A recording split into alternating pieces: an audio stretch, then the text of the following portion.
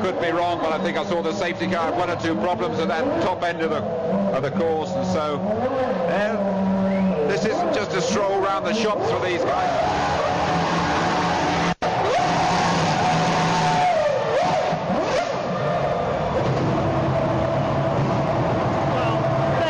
Start proceedings. Nigel Mansell going out of turn. He donuts his way to the start line. Absolutely amazing. This is why this man, the 50-year-old world champion, lights up the track. Cold tyres, I would say. Here we go. The checkered flag has gone up.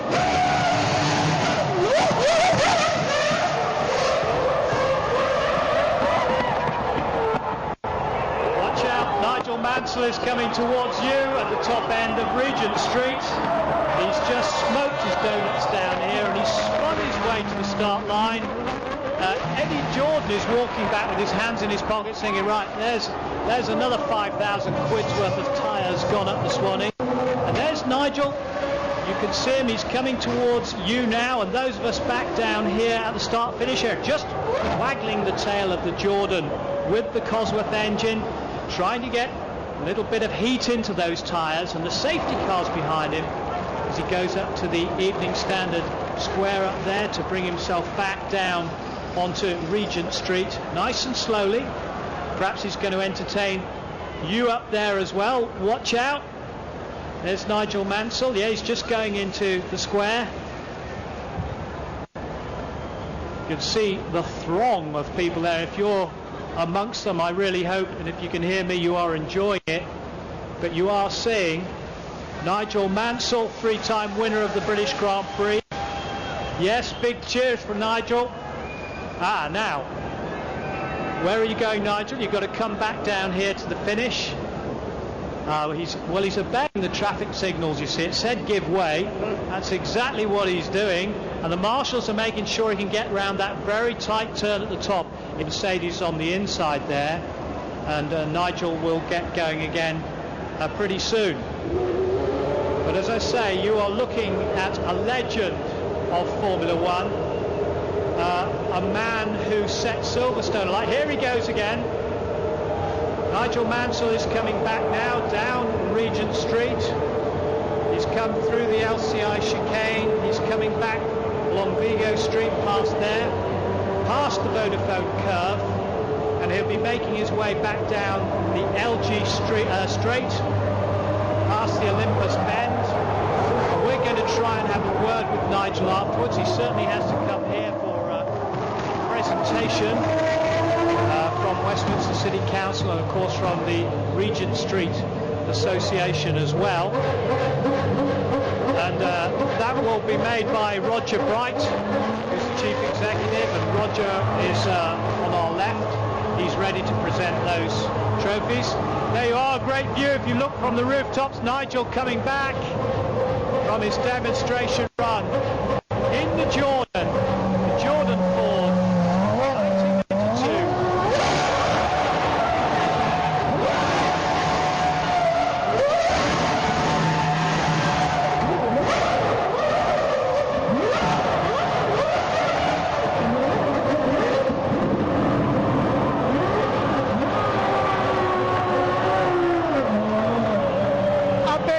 Applause then for Nigel Mansell.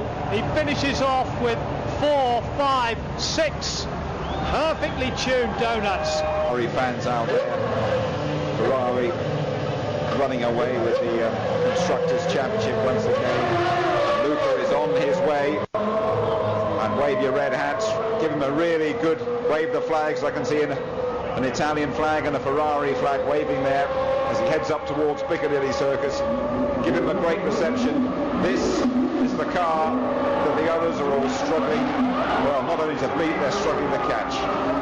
Luca Badoa in the all-conquering Ferrari, Rubens Barrichello, and Mr. Michael Schumacher will be driving those round Silverstone, starting on Friday, first practice, qualifying on Saturday, and then the British Grand Prix on Sunday afternoon. Luca Badoa, I don't know, Tony, I think that is that end bit that's a little bit of a problem, isn't it, for one or two of the drivers. And Luca driving over those bumps immaculately in the Ferrari at the moment. But a real buzz, and I think Cristiano D'Amato is going to come up and join us here.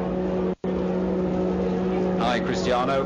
How was that from your point of view? I mean, one or two people out there to see you, aren't there? Yeah, it's unbelievable the amount of people on the side of the road. I think they quite enjoy just to hear the... here they cannot see exactly the speed of the Formula 1 car, but I'm sure they're pretty happy to hear the noise and see some wheel spin. I think for me it was good fun just to see so many people waving and screaming and taking pictures. It was nice. It's tricky for you as well, isn't it, out there, one or two places? After I got it out of the line, it was okay, the rest. Mr. Mansell put you under a bit of pressure beforehand with all those donuts that he did down here at the end. I don't think you quite managed as many as he did. No, couldn't do the same. But the whole spectacle, do you think now perhaps a Grand Prix around London, Cristiano, would you think that might be a possibility? Well, I don't get too involved in those things, but I mean, judging by the amount of people you see on the side of the roads here, I think it's more than would be something really nice. Huh? And here comes Luca now. Just talk us through his finish, Cristiano. Here we go. Let's see what Luca's going to do. Is he going to do?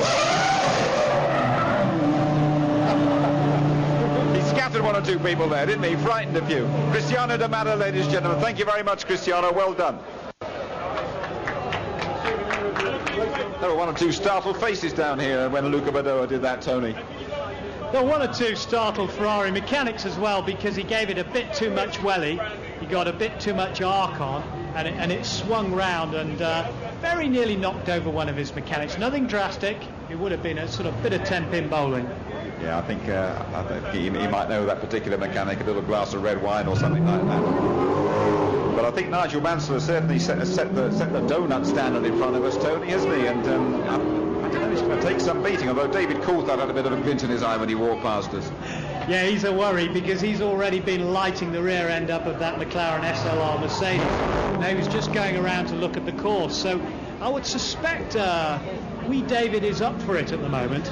Well, one young driver who's been up for it all season is going to be next to go, I believe, and that is Jenson Button.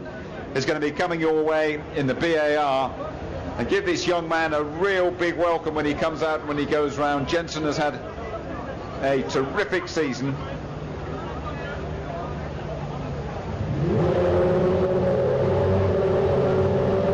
And I think that Lee is with Jenson's girlfriend, or with his fiancée, I should say, with Louise.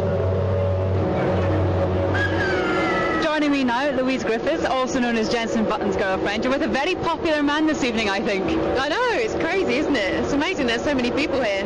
Is it like you imagined, or has it exceeded all expectation? I didn't think there'd be quite this many people. It's awesome. It's just brilliant to see so many people come and see the cars. And so many people as well here to see Jenson. It must make you feel really pleased. It does.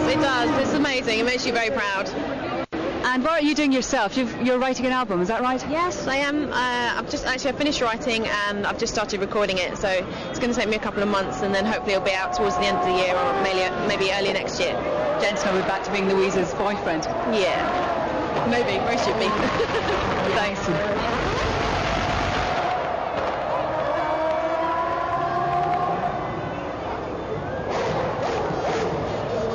Luca Badoa is now with us, the Ferrari test driver after his run. That was a bit hairy at the end, that donut. Luca, what was going on? It's really funny. It's amazing. If you look at the street full of people and with Formula 1, it's fantastic, really. It was tremendous. I know you had to drive slowly and quite safely, but you did some entertaining stuff up there for the crowd. Was it difficult on such narrow streets? It's just because it's bumping a lot the street, and it's not large enough. But you know, we know it's only show, so we just do only some burnout and we keep the speed very down, and it's all. But you could maybe give the people a little bit of a clue what it's like in a Formula 1 car. Even that slow, you can feel every bump, can't you? It must be very difficult racing one for 2 hours. You talk about the race here. I think it's going to be difficult with these situations, but everything is possible. everything's possible and more demonstrations. And on to Silverstone and Ferrari. What is it possible? Can you win again at Silverstone?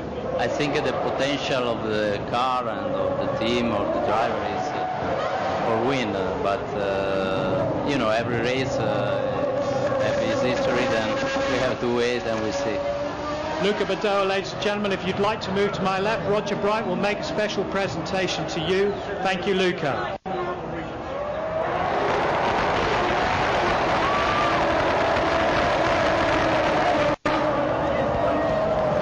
And we follow Jenson Button. He'll be appearing down the LG straight in a moment. Here he comes, Tony. He started off very, very quickly, did Jenson, and he's finishing with a flourish as well.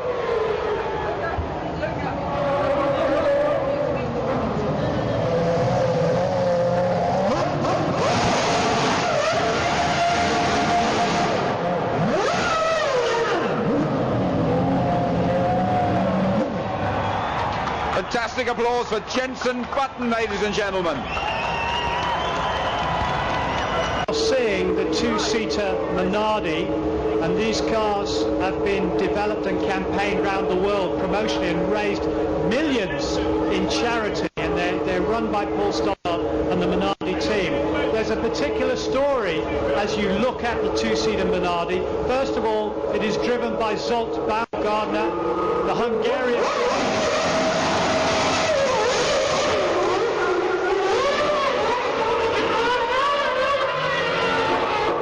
Zsolt, let me tell you, is giving it some. He got his first World Championship point at the American Grand Prix with a brilliant 8th place in the small Minardi, the Minnow Minardi.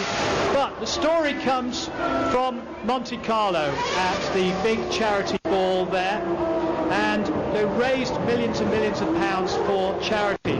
Liam Matis, who is the CEO of Cantor Index, and he's from Cantor Fitzgerald as well, paid in the auction €225,000, that's about £180,000, for his wife Kylie to go in the back seat of the two-seater Minardi that you see today. And I don't know, I think everybody will remember the night that Formula One came to Regent Street for a very long time. And Zsolt Baumgartner, we've got to go to Budapest yet. He will get the sort of reception there that Jenson Button and David Coulthard have got here tonight. He's a hugely popular fellow over there, Mr. Baumgartner, and he goes there with just 1 point. It might not seem very much to the teams like Ferrari, Williams, McLaren, Renault, BAR, but absolutely precious to Minardi and to Baumgartner, who's made a bit of history, and he's giving it plenty here, Tony. Watch out, he had a big slide coming back down just before the LG straight there. He comes through the Vodafone corner. Oh. I think there's Kylie clapping in the back.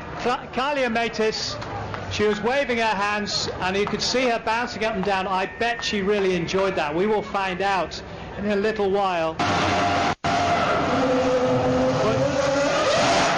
Just did that going up the hill with Kylie in the back. It was amazing. Yeah, it was great fun. Just upstairs we have struggled a bit with the longitude of the car because we couldn't get around the corner, but it was okay. It was really good fun.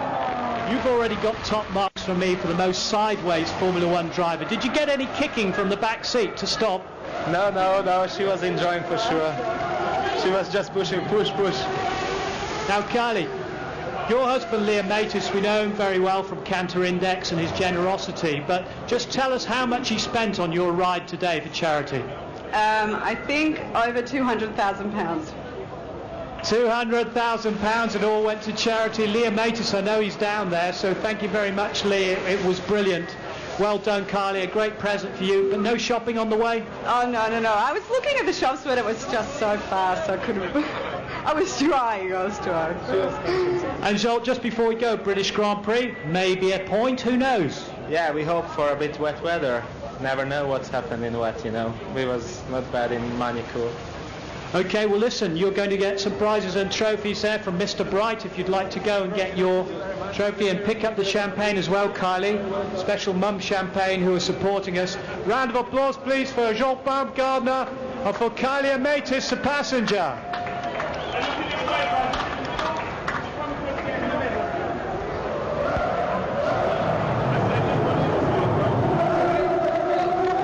the rest of you watching further up Regent Street now, it's Juan Pablo Montoya, 3-time Grand Prix winner. Second place already this year. Oh, great slides for those of you who saw that on the return journey. Watch out, here he comes.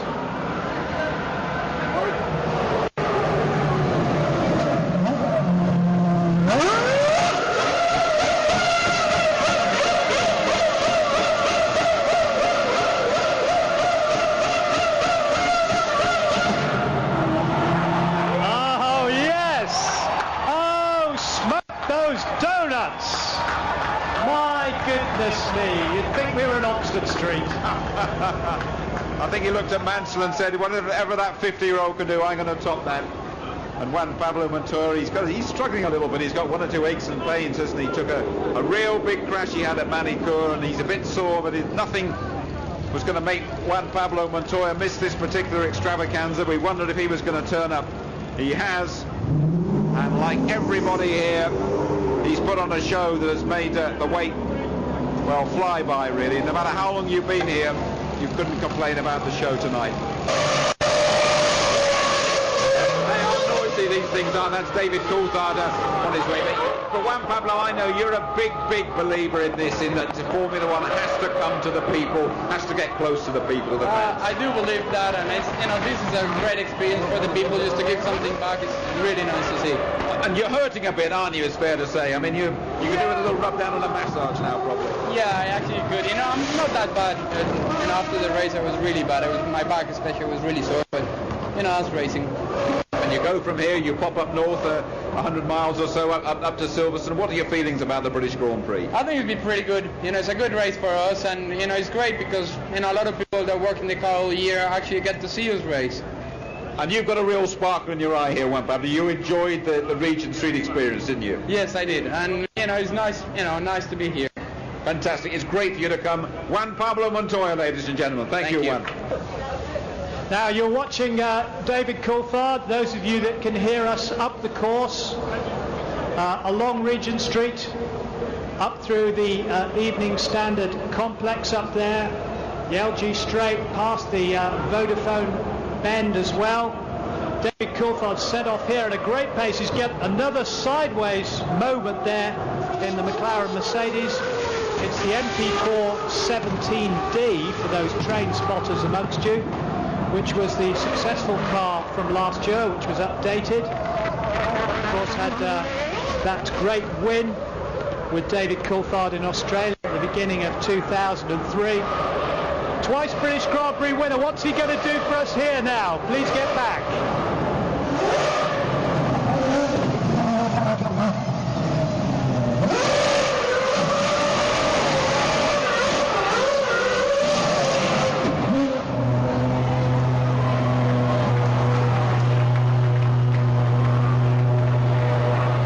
Ladies and gentlemen, David Coulthard there. That wasn't too shabby at all. In fact, it was quite a big donut.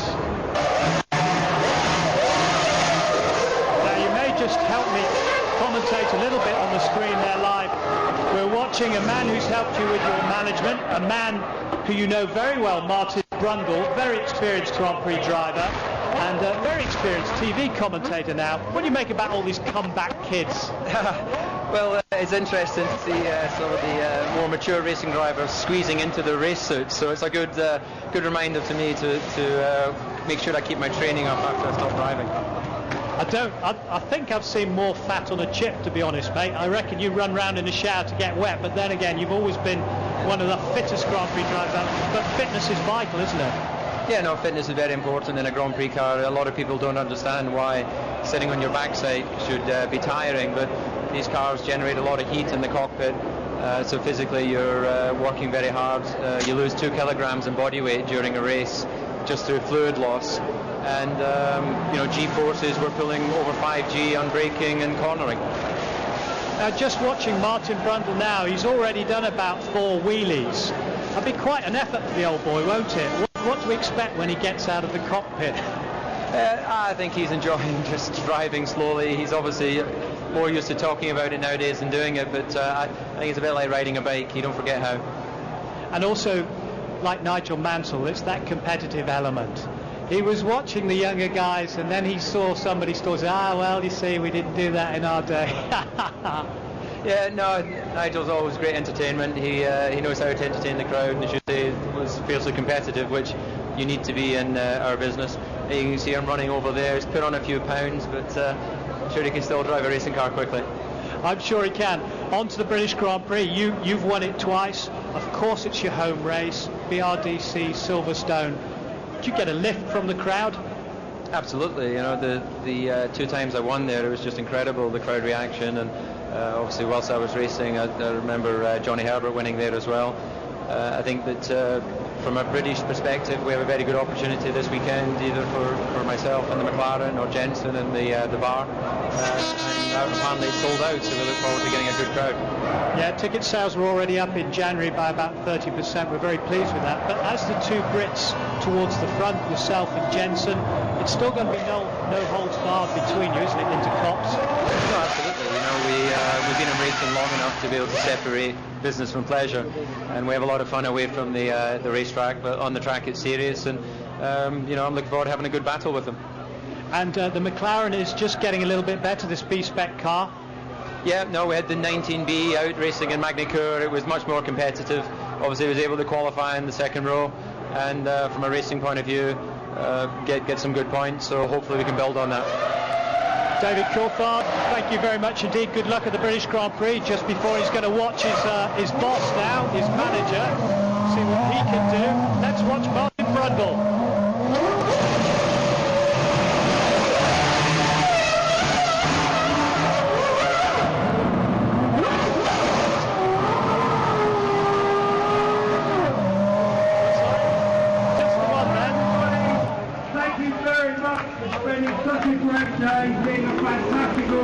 Martin Brundle, ladies and gentlemen, he can still do it.